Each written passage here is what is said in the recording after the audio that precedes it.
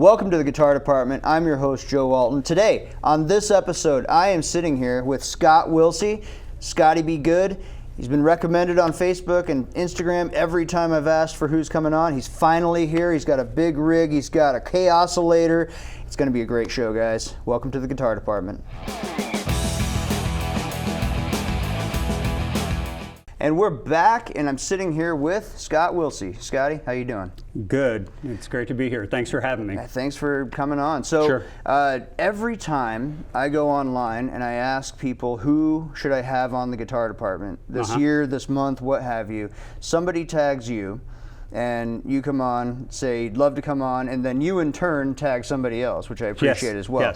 Yes. So you're finally here. Yes, I am. It's years in the making. Yes, it has been. Welcome to the Guitar Department. I want to start with that guitar. Okay. I feel like something has happened here that we should talk about. So you copied me. I didn't copy you. Interestingly, these are both copies, though, aren't they? Yes, they are. Yeah. This is, as longtime viewers will know, this is a '68 reissue Fender Stratocaster. It's from 1996. It's really cool. Go ahead and tell us what you've got, Scott. Sure. This is a guitar that was made by a friend of mine, Jeff Nelson. He was getting into kind of putting some guitars together and brought it to a gig one night and asked me to play it, and he never got it back. So it became mine that night. So it's got, bird's eye maple neck. It's got the Big Dipper pickups in it, and it's very similar to the short-lived John Mayer Strat. Yeah, and that was the thing. He sort of made it to the John Mayer Strat specs, you said. Yes, he did. And that's just a beautiful guitar. And both of them, yours sort of has a more aged look to it. That bird's eye maple neck gives it a little bit tanner disposition, whereas mine, I took lessons back in the day from Taz Grant. Whom I'm sure you knew Taz. Yeah, I know Taz. Yeah, absolutely. May he rest in peace. But he had an original. He had one from the 70s. Oh, no kidding. And the first thing I noticed is that his was just a little more orange than mine. His was a little darker, just like your neck is on yours. Well, and I appreciated the fact that it wasn't all kind of shellacked and nitroed and stuff like that, so you can get kind of the plain marks and stuff like that. Yeah. I prefer that look. So. And that's not relicking either. This is about 1,000 gigs. So. Yeah. And so let's talk about that. You had a band for a long time called One Night Stand. Yep. What can you tell me about One Night Stand? So with One Night Stand, we started in 2001. A guy by the name of Eddie Davis, who used to be in town here, he kind of came up in that, kind of Janie Hooper, kind of Del Jones kind of era kind of thing, and he had an ad at what used to be Last Chance Guitars, which turned into Pro Music, but down at Last Chance on University, and was looking for a guitar player. I answered the ad. He left town, the horn player left town, and pretty soon it was me and Jeff Nelson, the guy that made this guitar. He was in the band. Larry Sykes, Ben Williams, and then Dave Bowl. I'm sure you know him. Oh, yeah. He was one of our horn players, and Tommy Doggett was also one of our horn players. Can't go wrong with either of those two. So we stayed in the scene for probably about 10 or 12 years. So we were runner-ups in City View's Best Band 3 years in a row. Only to be surpassed by the Nadas. But we there's did a lot of people shaking their fists at the Nadas there. But we did open for them at the State Fair a few times and stuff like that. So it was a cool rivalry. It wasn't nothing. It's good to be crazy. king, but we all have love for the Nadas. I think. But they've done quite a bit to help the Des Moines scene. But you guys had an impressive run. Yeah, we had at our peak we were playing about 160, 170 dates a year. With all having full-time gigs to pay the bills. Right. In 2009, I went, I did go and just play in the band exclusively, and then this huge economic disaster happened, and I had to go back to work. So, we played mainly casinos, private parties, kind of stuff like that was our gig. But not too many gigs we turned down. So. Yeah, and it was sort of if I recall, we talked about this a bit off camera. It was sort of the pace of the gigging and the working and the just extra life that sort of made that fizzle out a bit. Like you felt like you needed a break, and then the band disbanded. After you left. That's right. Yeah. Which might be a way of saying that you were the heart and soul of that band. Probably. I don't think too many people would disagree with you. My wife was incredibly understanding, and she was a band widow for kind of a lot of years. One of the greatest stories was we were playing Waukee one night, and somebody in the crowd figured out that she was my wife, and I'm on stage, and I did a lot of the kind of talking to the crowd and stuff like that. And she comes up to my wife and says, "Oh, your husband's the guitar player. You're living the dream. My husband's an accountant." And she was like, "Yeah, I'm sitting in a bar in Waukee with nobody else. This is the dream, yeah. This is the dream." So it was a lot of fun. We played a lot of gigs together, and then I took about a year off, and then Jeff Nelson called me up and said he wanted to put something together, and he and I had a duo for about the next 10 years called the Jeffrey Scott Band. Gotcha. So, and so now. That all of that sort of in the past. Right. Jeff left town. That's the theme is, Joe, that I play with people and they leave town. Yes. The other joke about One Night Stand was when we played a place that shut down, and we started at Jazzy Willie's, and everybody knows that kind of went down. But no, it seems like everybody I played with ended up kind of leaving town, and so I started doing something with my son. So. Well, and getting back to One Night Stand, just to cover the name real quick, you had mentioned this, that the concept originally, and this wasn't your concept, was that you play every bar in town, every venue in town, just once. Just once, one night. Yes. One night was all that was there, and I told Eddie when he told me his theory behind the name, I said, well, pretty soon we're not going to be playing anymore. Right. So, but he moved to Kansas City, and the horn player moved to St. Louis, and unfortunately he passed away shortly after of cancer. And but we picked up. Like I said, a lot of folks kind of along the way. Have had a lot of people in the scene that have played probably a One Night Stand gig, Steve Charlson and Scott Sutherland and Rob Ankum and Dave Altemeyer, Mike Giles up at ISU. They all kind of came in and did a stint with us. So. Is that like a jazz funk sort of fusion? Sound? Well, we called it dinner, dance, and party music because we could play jazz, we could play a whole set of jazz, and then we could set up in kind of the ballroom and then bring the party. So Carl Morton also played with us too. I need to shout out to Carl too. That's the old school wedding format, the formal part of the evening and then the dance party at the end. We were doing a lot of private stuff. We got in with some folks that kind of threw their own parties, threw their own huge parties, and so we would do stuff like that. We'd do fundraising activities and stuff like that where they needed kind of a band that was kind of versatile to be able to do that. And now I want to fast forward a bit because when we talked about this online, when I asked you if you wanted to come on, and again, this was completely from word of mouth. I knew you had a project called Root of Noise, but I hadn't really heard much of it. Sure. Your comment to me was, I really believe that nobody in this town is doing quite what we're doing right now. Having heard it, I think I agree. I think that you guys have a pretty an interesting mix of modern and classic, if you will. Right.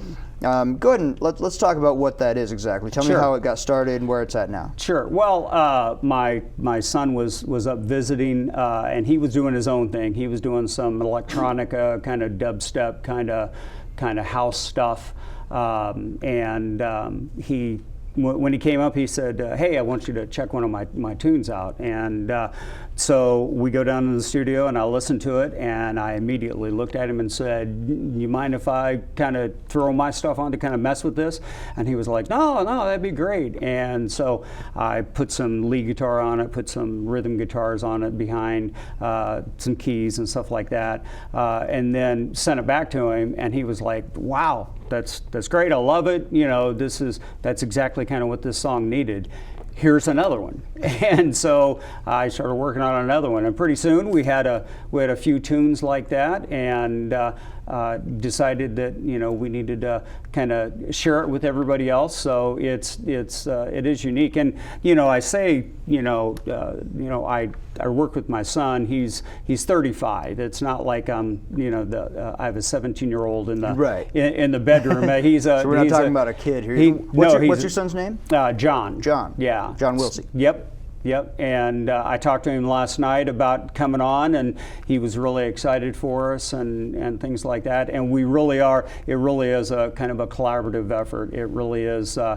We have kind of some similar tastes in music, but we also have some very different kind of tastes in music, and I think that comes out. Originally, we were called DNA for digital and analog, and also the fact that we share DNA. Right. But a lot of bands, a lot of songs, a lot of albums named DNA out there, and so we came up with Rude Noise because it really kind of comes from just a family tradition of music in our family. My mom was a professional accordion player and did country and western stuff in the 40s. So did my grandfather. She played in his band, actually. Early version of Rude Noise, I guess. Yeah. And then it's the original DNA band. Exactly. And then my great grandfather, he played fiddle and stuff like that. So and then John's mom's mother played piano and had a lot of music, kind of around that too. So he kind of grew up surrounded by music of a lot of different kind of stripes, and so when we got together, it was really, I didn't want to change who he was, and he didn't want to change who I was, and we thought the marriage of it was good because it was different from what we were hearing in kind of the electronica kind of down tempo scene, but definitely here, usually the electronica bands that I see, the bands that are doing that kind of stuff, whatever they call it now, because everything has a subgenre, Yes. But we just felt it was just kind of different. So. And now your end of the bargain, so to speak, there would be the analog end, but we got to take a second and talk about your rig here, because you're not strictly analog. No. And we're going to get to why here in a second. But I want to start. So we talked about the guitar. Yeah. We're going to jump into this Hughes and Vintner amp that you got here.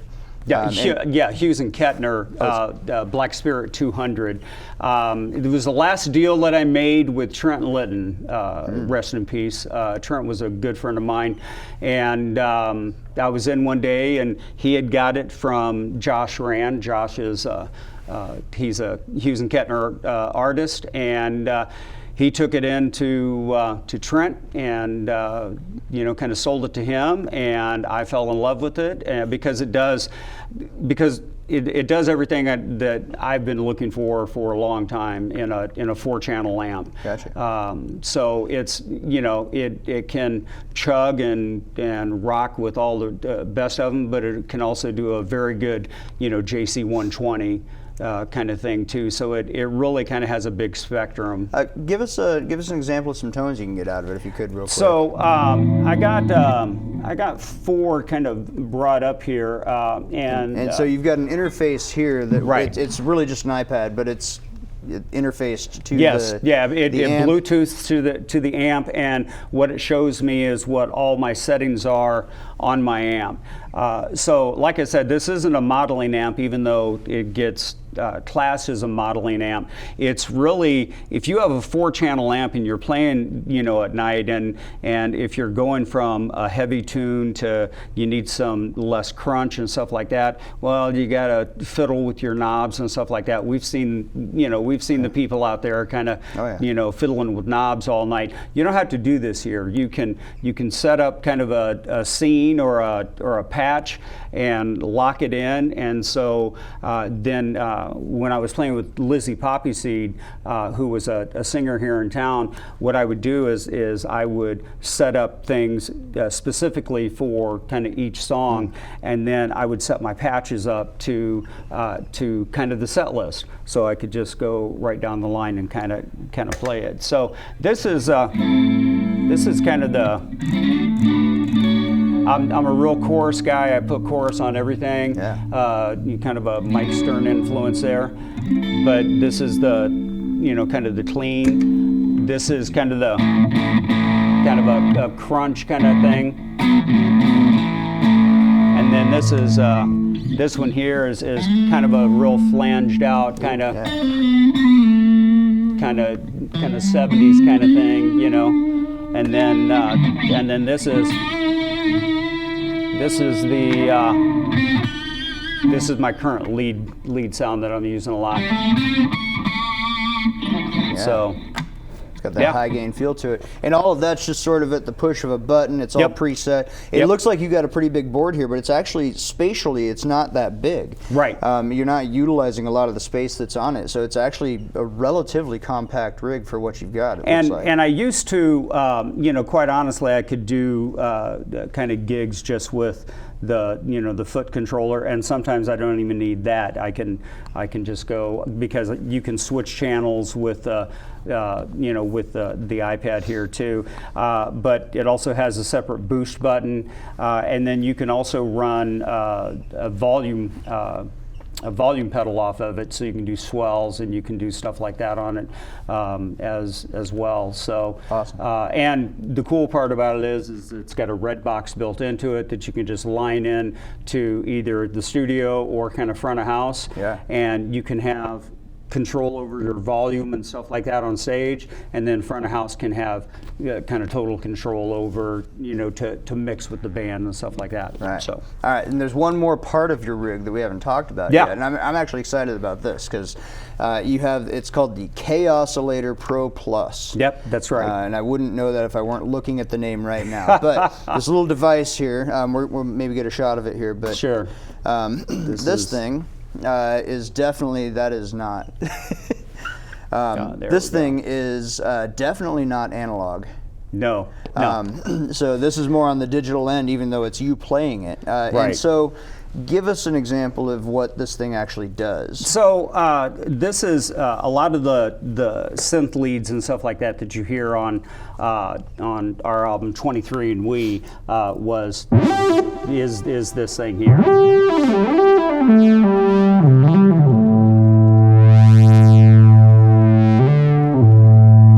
And that's just you swiping your finger about. Yep. And you can change keys, and you can change scales. Different scales that you can have. You can even do it chromatically, where if you're talented enough to know all those notes, you can kind of jump around that way. It also does percussion and drums and a lot of other stuff. So it's set right now to a specific key.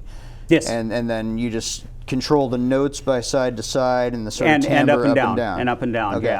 Yeah. That's really cool. And we're going to hear that in action here in a bit. Would you stick around and jam out with us? Absolutely, man. All right. Thank you for coming on. Sure. We'll see you here in a second. Scott Wilsey, everybody. And we're back, and we are about to hear a special performance from Root of Noise. Now, obviously, your son is not here, but he has sent in a track. You've mixed out all your guitars, and we're going to jam over top of it. And the song is called Heavy Rain. So he's here in digital form. So, and the song came about was we were in the studio one night, just kind of writing and messing around, and it was back in August a few years ago where we had just a huge storm come by and stuff like that. So as we're writing and recording, we felt like the house was going to blow in, and it was a heavy rain, and so that's why we called it Heavy Rain. Awesome.